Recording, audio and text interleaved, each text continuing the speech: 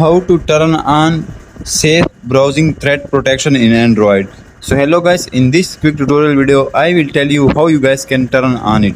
So for that we will simply go to settings.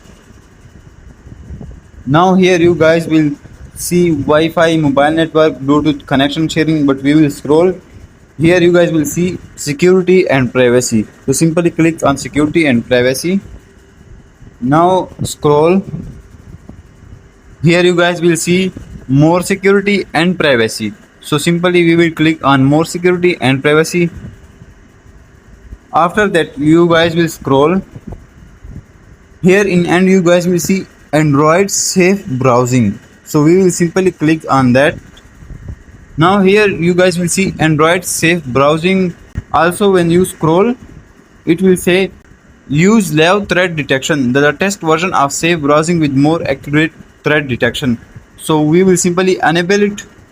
Once we enable it, our browsing threat protection will be on and our browsing will be safely. Once if there is any virus or anything comes in our browsing, it will detect it and it will let us know that that was threat. Thanks for watching.